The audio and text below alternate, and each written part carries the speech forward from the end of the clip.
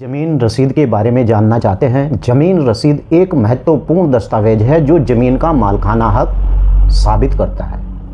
और आपको बता दूं कि यह रसीद आमतौर पर यानी कि जमीन की खरीद बिक्री, जमीन के हस्तांतरण और समय पर जारी की जाती है। क्या होती है जमीन रसीद, आज की इस वीडियो के अंदर हम विस्तार से जानकारी करेंगे।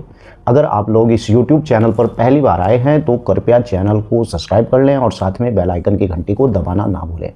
वीडियो को लाइक और शेयर करना बिल्कुल ना भूलें। तो आइए चलते हैं और विस्तार से जानते हैं कि ज़मीन रसीद कितने प्रकार की होती है और ज़मीन रसीद को लेकर यानी न्यायालय के अंदर आप कैसे उस पर मालिकाना हक पा सकते हैं। तो चलिए विस्तार से। ज़मीन रसीद आमतौर पर निम्नलिखित प्रकार की होती है, यानी कि अगर ज़मीन रसीद है तो उसके ज़मीन रसीद की जानकारी होती है। उसके अंदर क्या क्या, मान लीजिए कि आपके पास कोई ज़मीन है, उसकी आपके पास रसीद है, तो उस रसीद के अंदर क्या होता है। नंबर 1, ज़मीन का विवरण, जैसे कि ज़मीन का आकार, स्थल और उसका सर्वे नंबर, ये रसीद के अंदर होता है। नंबर 2, खरीदार और विक्रेता के नाम का पता भी रसीद के अंदर होता है और ज़मीन की कीमत और उसके भुगतान शर्तें। और नंबर 4, ज़मीन का हस्तांतरण की तिथि और ज़मीन के अंदर जब ज़मीन आपने खरीदी थी कितने गवाह, इस प्रकार की सभी जानकारी रसीद के अंदर। रसीद कई प्रकार की हो सकती हैं, यानी कि जिसमें कुछ प्रकार इस प्रकार की रसीदें भी होते हैं। फार्म 16, यह रसीद ज़मीन की रसीद की बिक्री के समय जारी की जाती है। आप लोग इस बात की जानकारी ज़्यादा नहीं होगी कि रसीद कितने प्रकार की होती है, लेकिन अगर आप लोग इस वीडियो पर आ ही गए हैं, YouTube चैनल पर आ ही गए हैं, तो विस्तार से मैं आपको बताता हूं और सारी ज़मीन की रसीद जितनी भी होती हैं उसके बारे में मैं विस्तार से आपको बताता हूं। यानी कि नंबर 1, फार्म 16, और यह रसीद ज़मीन की रसीद बिक्री के समय जारी की जाती है, जिसमें ज़मीन का विवरण और खरीदार और विक्रेता का नाम और भुगतान की शर्तें होती हैं। ये फार्म 16 भी एक रसीदी होती है। नंबर 2, दूसरी रसीद कौन सी होती है। दूसरी रसीद फार्म यानी 7/12, यानी यह रसीद यानी महाराष्ट्र राज्य में जारी की जाती है और जिसमें ज़मीन का विवरण, मालिकाना जो मालिक होता है उसका नाम होता है और ज़मीन का हस्तांतरण और विवरण क्या होता है इसके अंदर पूरी जानकारी होती है। यानी कि आज मैं आपको बताकर ही छोड़ूंगा कि रसीद आखिर ज़मीन के मैटर से रसीद कितने प्रकार की होती है। नंबर 30, तीसरी रसीद कौन सी होती है। ज़मीन रसीद पत्र, यह रसीद ज़मीन के हस्तांतरण और समय जारी की जाती है, जिसमें ज़मीन का विवरण, खरीदार का नाम, विक्रेता का नाम, भुगतान और उसकी शर्तें होती है।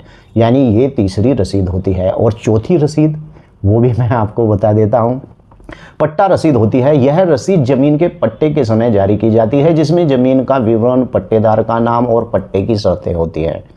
सुप्रीम कोर्ट ने कहा है कि ज़मीन रसीद केवल ये बात मान्य नहीं करती है कि आपका उस भूमि के ऊपर मालिकाना हक है। आपके पास भले ही रसीद है लेकिन ज़मीन का मालिकाना हक रसीद नहीं दर्शाती है। इसके बारे में मैं लास्ट में बताऊंगा, लेकिन पहले मैं आपको विस्तार से बता दूं ज़मीन की रसीद कितने प्रकार की होती है। अगर ज़मीन की रसीद के प्रकार आप समझ जाएंगे तो आपको पता चल जाएगा कि ये वीडियो ज़मीन की रसीद के ऊपर ही बनी हुई है। नंबर 5, कौन सी रसीद होती है ये भी चलिए बताते हैं। 5वीं रसीद यानी कि लीज रसीद, यह रसीद ज़मीन के लीज के समय जारी की जाती है और जिसमें यानी कि ज़मीन का विवरण, लीजदार का नाम, लीज की शर्तें होती हैं। ये 5वीं रसीद होती है। 6ठी रसीद कौन सी होती है।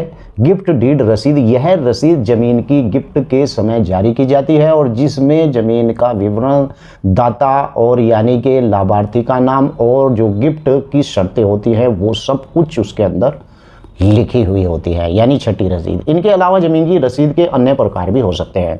मैं ये नहीं कह सकता कि अन्य प्रकार नहीं होते हैं, जो राज्य या क्षेत्र के अनुसार भिन्न भी हो सकते हैं। यानी कि इस रसीद को इस प्रकार से जो रसीद यानी कि लगातार चलती रहती है, जिन रसीद के बारे में हम बातचीत करते हैं, इस प्रकार की ये 6 रसीदें ही होती हैं।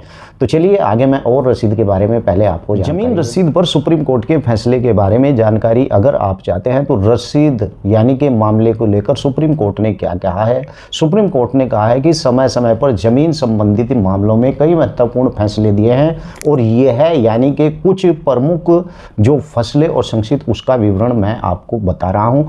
नंबर 1, रसीद की वैधता सुप्रीम कोर्ट ने फैसला दिया है कि ज़मीन की जो रसीद या अदालत में सबूत के रूप में स्वीकार किया जा सकता है, लेकिन यह ज़मीन के मालिकाना हक यानी एकमात्र प्रमाण नहीं है।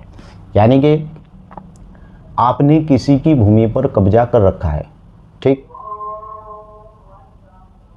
और उस भूमि पर कब्जा करने के बाद जब उस भूमि की लगान रसीद तो असल मालिक के नाम ही आएगी, और आप उस असल मालिक के नाम से रसीद कटा रहे हैं, यानी जिसे बाकी की रसीद भी कहते हैं, यानी लगान की रसीद भी कहते हैं, और बाद में करंट रसीद को लेकर ज़मीन का जो मालिक है और उसका उस भूमि पर कब्जा नहीं है ज़मीन मालिक का, तो ऐसे में ज़मीन मालिक अगर लेकर उसे आपके खिलाफ पहुंच जाता है न्यायालय में, तो न्यायालय कहता है, सुप्रीम कोर्ट कहता है कि जिस व्यक्ति ने आपकी भूमि पर कब्जा कर रखा था वो व्यक्ति 12 साल से आपकी भूमि पर काबिज है, यानी कि आपने उसके खिलाफ 12 साल के अंदर अंदर कोई कार्रवाई नहीं की, लेकिन आप रसीद को लेकर 12 साल के बाद न्यायालय में प्रस्तुत होते हैं।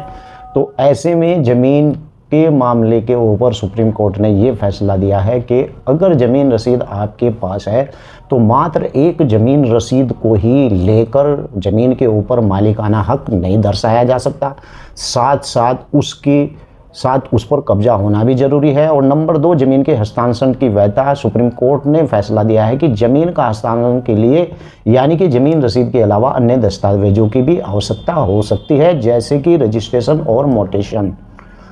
ऐसा ही ज़रूरी नहीं है कि आपके पास रसीद ही है, उसके साथ साथ और भी कागज़ों की ज़रूरत हो सकती है जो आपके नाम पर होने चाहिए। नंबर 3, ज़मीन विवाद का निपटारा सुप्रीम कोर्ट ने फैसला दिया है कि ज़मीन विवाद के निपटारे के लिए अदालतों को ज़मीन रसीद सहित सभी सबूतों का विचार करेगी।